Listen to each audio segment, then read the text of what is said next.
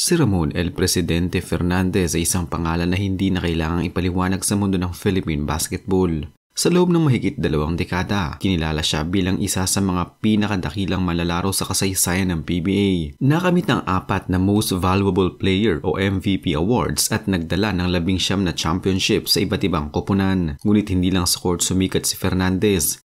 Sa paglipas ng panahon, nagbukas siya ng panibagong yugto sa kanyang buhay bilang isang negosyante sa larangan ng renewable energy, isang industriya na unti-unting nagbabago ng landscape ng enerhiya sa Pilipinas.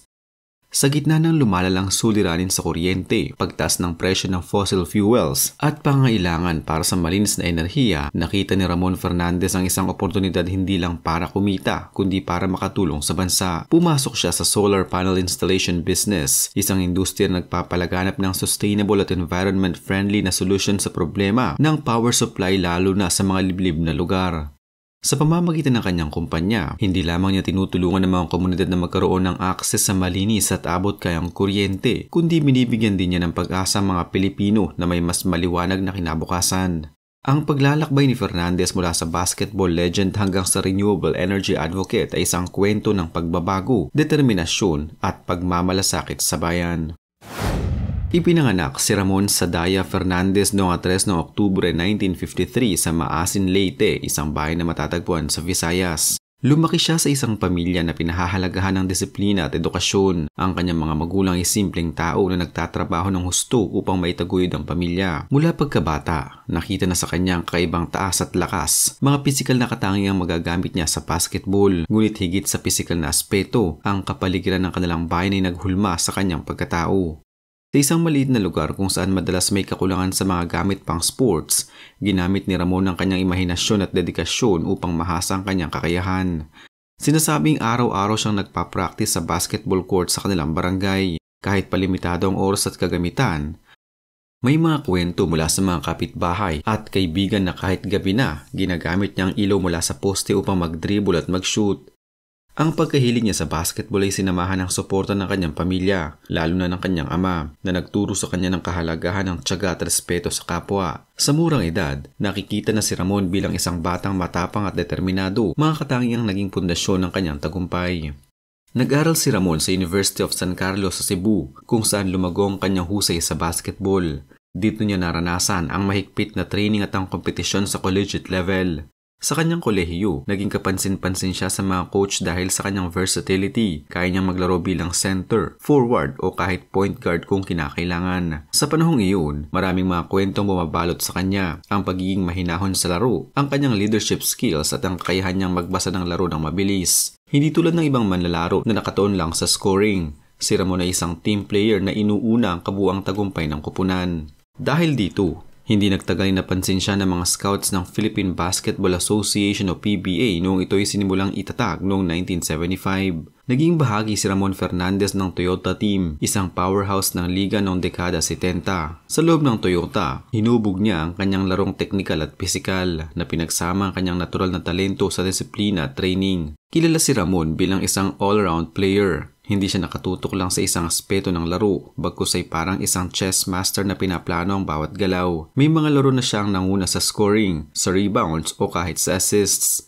Dahil dito, nakakuha siya ng palayaw na El Presidente dahil siya ang leader na nagpapagalaw sa koponan, nagbibigay direksyon at nagpapasya sa mga kritikal na sandali.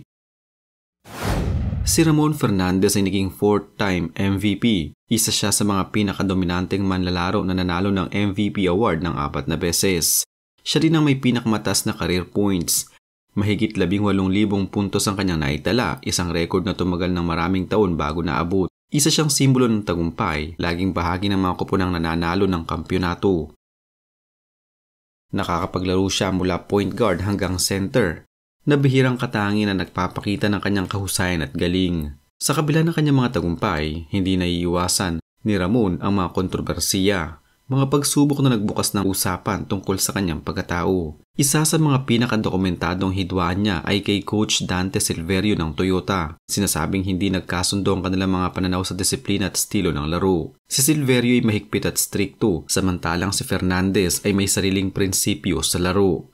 Ang tensyon sa pagitan nila ay umabot sa puntong nakaapekto sa samahan ng koponan at naging dahilan ng pag-alis ni Fernandez sa Toyota noong kalagitnaan ng kanyang karera. Dahil sa kanyang pagiging natural leader at diretsahang tao, minsan nagkaroon siya ng alitan sa mga kapwa manlalaro. May mga pagkakataon na tinawag siyang masyadong matapang o madaling magalit lalo na kapag hindi nasunod ang kanyang mga plano sa laro. Ang mga ganitong sitwasyon ay nagdulot ng pagkakahiwalay sa mga koponan at naging dahilan ng kanyang paglipat-lipat sa iba't ibang team sa PBA. Hindi rin nakaligtas si Fernandez sa mga kontrobersiya sa refereeing. Kilala siya bilang manlalaro na hindi natatakot magsalita kapag may hindi siya nagustuhan sa mga desisyon ng referee. Dahil dito, madalas siyang napapabilang sa mga mainit na diskusyon sa loob ng liga na minsang nakakaapekto sa kanyang relasyon sa mga opisyal ng liga. Hindi palaging nakikita ng publiko ang buong pagkatao ni Ramon. Sa likod ng basketball court, siya isang mapagpakumbaba at mahinahong tao na lubos na nagpapahalaga sa kanyang pamilya. Ikinasal siya kay Carla, ang kanyang matalik na kasama sa buhay at sila ay may ilang anak. Bagamat mas kilala siya bilang atleta at negosyante, pinipili niyang ihiwalay ang kanyang personal na buhay mula sa media spotlight. Isa siyang tao na mahilig sa tahimik na pamumuhay at madalas ay nagre-reflect sa mga bagay na mahalaga sa kanya, pamilya, kalikasan at ang kanyang pangarap para sa bansa. Pagkatapos ng kanyang basketball career, hindi naguntol si Fernandez sa pagtuklas ng bagong mga oportunidad. Isa sa mga pinaka-highlight ng kanyang post-basketball life ay ang pagsisimula ng negosyo sa renewable energy lalo na sa solar panel installation.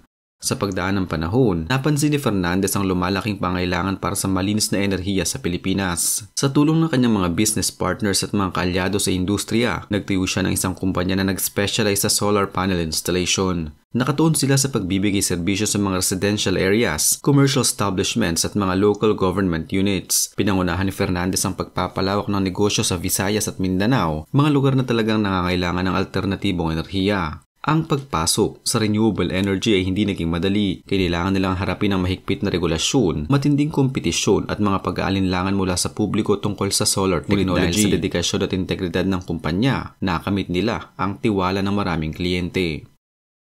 Hindi lang sa solar energy ang negosyo ni Ramon Fernandez. Kilala rin siya sa pagnenegosyo ng El Presidente Vinegar, isang natural coconut vinegar na kilala sa kalidad.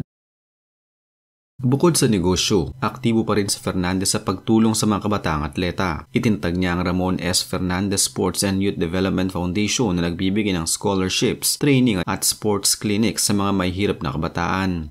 Bilang isang dating manlalaro at leader, minsan siyang naging commissioner ng Philippine Sports Commission o PSC kung saan nagtulong-tulong siya sa pagpapalakas ng sports program ng bansa. Si Ramon L. Presidente Fernandez ay isang tao na hindi lamang sikat dahil sa kanyang husay sa basketball, kundi dahil din sa kanyang pusong makabayan at entrepreneurial spirit. Sa kabila ng mga kontrobersiya at pagsubok, pinatunayan niya na kaya niyang magtagumpay sa iba't ibang aspeto ng buhay.